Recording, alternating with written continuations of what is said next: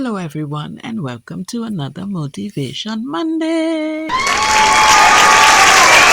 Today, we want to talk about starting over. As Fantasia once said in one of her songs, sometimes you gotta lose to win again. Oftentimes, we want to start over and we're thinking all that we've put into something, whether it be a job or a relationship. We're thinking, oh my God, I don't want to start over. Look how much time I've put into this. If it's a degree that you had, look how many years I put into this and I got this position. I'm miserable as hell. Been miserable for the last 5 years. But I don't want to feel like I've wasted time, money, and resources to do this. And now I'm not happy in it. But guess what? Continuing to do something that you're hating every day, you're wasting more time. You're wasting more energy doing something that you detest. Being around someone that makes you literally want to throw up in the mouth. So forget about what you've put into it already.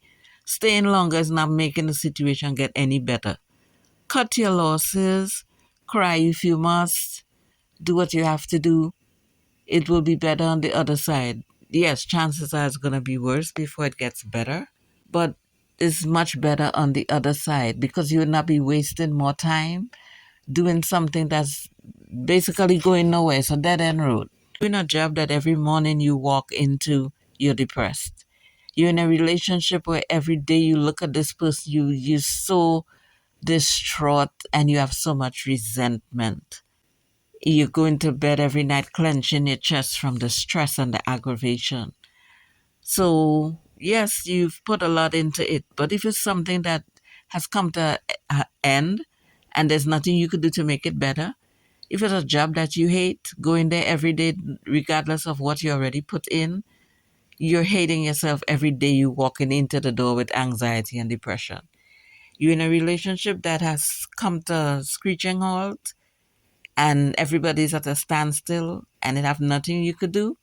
This person no longer serves you. You no longer serve them. They don't make you happy. They haven't made you happy in years. And oftentimes you hear people say, oh, another person can't make you happy. I beg to differ. If a person could make you miserable and have you stressed out and sick in the stomach, they could also make you happy in the way they treat you and in the way they interact with you and how you feel when you're around them, their energy and so on. So yes, being around the right person could fill you with joy, and being around the wrong person could fill you with resentment to the point where you're thinking of doing something that would end you in an orange jumpsuit. Okay? So regardless of what it is, you know the feeling you get in your gut of discontentment and sorrow on a daily, and you've been feeling it for years. But all you're thinking is how much time I put into this. But putting in more time is really wasting more of your time. You can't get back the time you already put in. There's nothing you could do about that. But what you can do is not waste any more time on something you can't change. Wasting more time being around a person or people that you can't stand to be around. And as I say again, the two top things that I see bring people the most grief, one is your job and two is your relationship. And if you're around somebody that makes you depressed, nervous and anxious, whether it be your job or your partner, then that's not good for your mental health.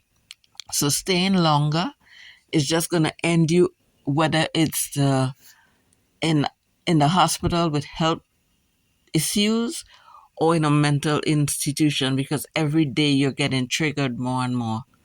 Every day you're a little more depressed. Every day you want to jump out of a window. The urge is getting stronger daily. So forget about other people, your mom, your dad, whoever is going to tell you about wasted money on a degree. You're the one have to face this, task every day, going into a job you hate.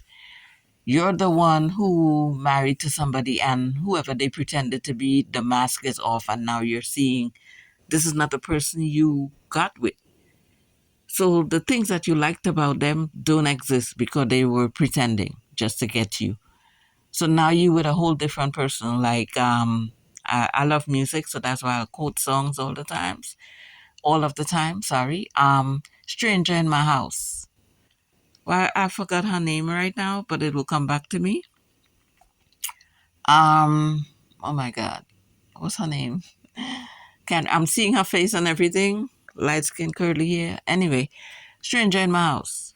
So whatever the situation is, it's not what you signed up for. And for a while now, you realize it's not what you signed up for, and you detest the environment, and you're looking at the walls, and it feels like it's closing in on you.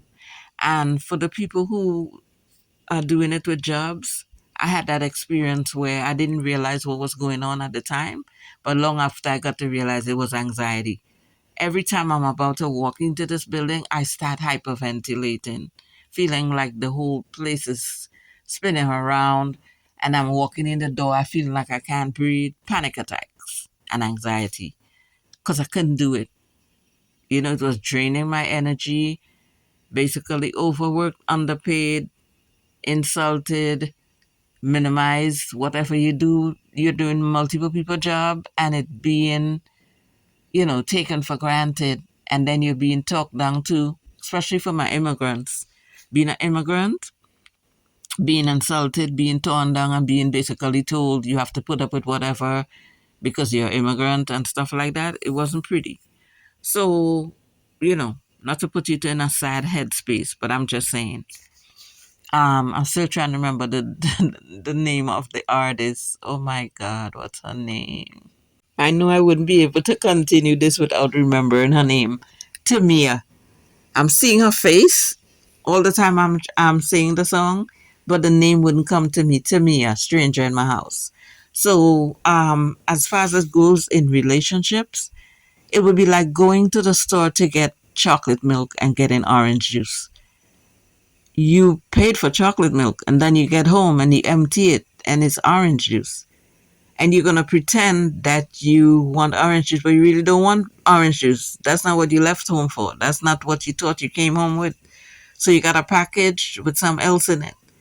So if it's a relationship, what this person sold you is not what you got. And then you realize that, but you're staying in because you already put in how many years. So staying longer, drinking something you never wanted because it came in a chocolate milk package, but it's orange juice. You didn't want that. But because you already got it, you're going to keep it and drink it and hate it. You know what I mean? So as we're coming to the end of 1 year and on the verge of entering another year, you know, it doesn't necessarily have to be about New Year's resolution per se, but every day that goes by and every week that goes by and every month that goes by, and here we go, we have another year that's going by. So when you look back at it, you're like, oh my God, another year went by. I'm still at this dead end job that I hate. Another year gone by. I'm still with this person that I cannot stand, that, insults me, tears me down, belittles me. You know what I mean? Especially if you're dependent on this person for whatever reason and you're trying to dig your way out, but you don't see how. But, ye who has little faith, okay? Sometimes you just gotta make a run for it. Faith as small as a mustard seed and make a run for it, because if you don't, it's gonna be another month and another 3 months and another 6 months and another year. And before you know it, you get complacent and you never leave. And 10 years from now, you're looking back thinking where the last 10, 15, 20 years of your life went. Because you can't do it over. You're not getting younger. If you're maybe 20, if you're like 20 years old, maybe you could say, well, okay, I could live miserable for 5 years and then I have the whole rest of my life. But if you're in like your 40s, 50s, and you've been miserable for the last 20 years, it's like, what are we doing? Most situations are not easy to get out of. I'll be the first to say that. But the more time that's going by and the more you realize how much time went by and you keep waiting for this miracle to happen, for the situation to change, and it's not going to change. So if the situation is not going to change, you have to change. You have to, excuse me, I have the flu, sorry. You have to change. You have to change how you deal with the situation. And sitting, being complacent and being a walkover, earns you no respect, and there's no prize at the end. You know what I mean? So as this year 2024 is about to end and 2025 is about to begin, it's time to start making moves so you don't regret another year. You know what I mean? So let's get it together, people, and muster up the strength, pray about it, have some faith, and run out the door. Take a run for it. Because you'll never know what would happen if you never try. And you keep thinking, I can't make a move because what if this happened and what if that happened? What if your life ends up being better than it is now? It might get worse for a minute because this person might be helping you with certain things, but you'll go down for a minute and come back up better on the other side because you're not accomplishing nothing as it is. So I'm not going to draw this out. Thank you guys for watching. Welcome back. All my regular rock stars, the in-between ones, thanks for coming back. And to the new ones, welcome. Love you guys. See you in another video. Smooches.